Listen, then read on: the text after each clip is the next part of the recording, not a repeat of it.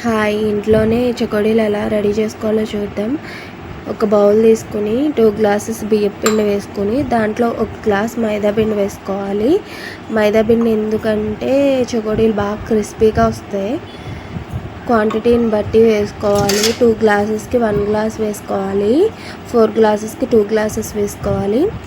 ఇట్లా మెజర్మెంట్ ప్రకారం తీసుకోవాలి. నేనైతే 2 గ్లాసెస్ బియ్యం పిండికి 1 గ్లాస్ మైదా పిండి తీసుకొని వీటిని బాగా మిక్స్ చేస్తున్నా. దీన్ని బాగా మిక్స్ చేయాలి. తర్వాత ఒక ప్యాన్ పెట్టుకొని దాంట్లో 3 గ్లాసెస్ వాటర్ పోసుకోవాలి. అంటే మనం పిండి ఎంత అయితే క్వాంటిటీ తీసుకుంటామో ఎగ్జాక్ట్ వాటర్ కూడా అంతే క్వాంటిటీ తీసుకోవాలి. నేను 3 గ్లాసెస్ తీసుకున్నాను కాబట్టి 3 గ్లాసెస్ వాటర్ తీసుకున్నా.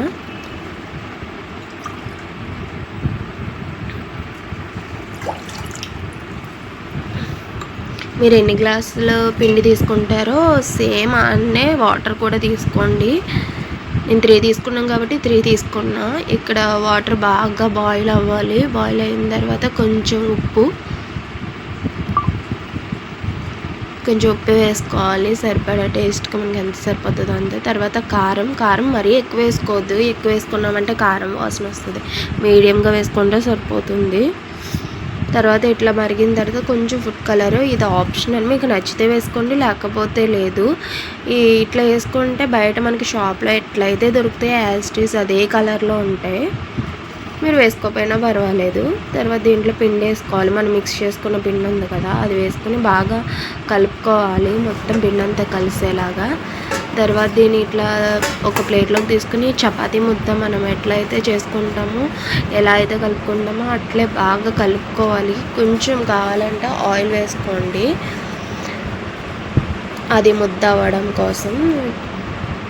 చపాతీ ఎట్లయితే చేసుకుంటామో అట్లా ముద్దలా చేసుకుని ఇట్లా చిన్న చిన్న బాల్స్ కింద చేసుకోవాలి. మీకు పెద్దవి కావాలంటే పెద్దవి కూడా చేసుకోవచ్చు. నేనైతే మీడియం సైజ్ బాల్స్ చేసుకున్నా. మరీ పెద్దవి కావు, చిన్నవి కాకుండా వస్తాయి అన్నమాట ఈ సైజులో తీసుకుంటే. కొంచెం చేతికి ఆయిల్ రాసుకొని ఇట్లా బాల్స్ కింద చుట్టుకుంటే పిండి మన చేతులకు అంటుకోకుండా ఉంటుంది. బాల్స్ కూడా బాగా స్మూతీగా వస్తాయి.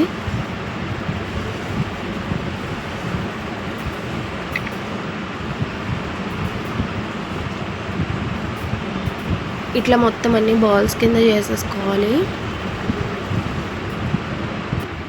తర్వాత ఆ బాల్స్ని ఇట్లా పొడుగ్గా చేసుకోవాలి.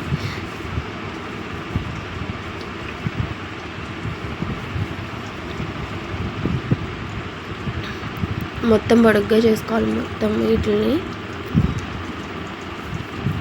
మరి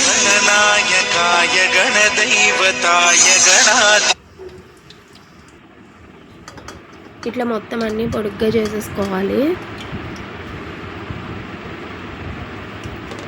తర్వాత వీటికి శనగపప్పు ఉంటుంది కదా, ఆ శనగపప్పుని 2 అవర్స్ నానబెట్టుకొని తర్వాత ఆరబెట్టుకొని ఇట్లాగా చేసుకోవాలి.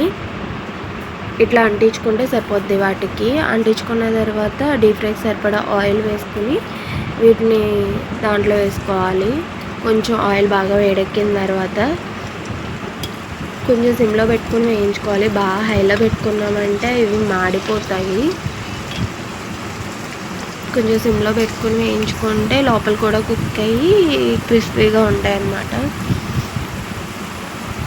హైలో అసలు పెట్టుకోకూడదు, సిమ్లోనే పెట్టుకోవాలి. కొంచెం స్పూన్తో చిన్నగా కలుపుకోవాలి, అటు ఇటు తిప్పుకోవాలి, అడ్జస్ట్ చేసుకోవాలి. వీటిని కొంచెం ఒకవైపు ఫ్రై అయినాయి అని తెలిసిన తర్వాత బ్యాక్ సైడ్ తిప్పుకుంటే సరిపోతుంది. ఇట్లా 2 సైడ్స్ ఫ్రై చేసుకోవాలి మీడియం ఫ్లేమ్లో పెట్టుకొని.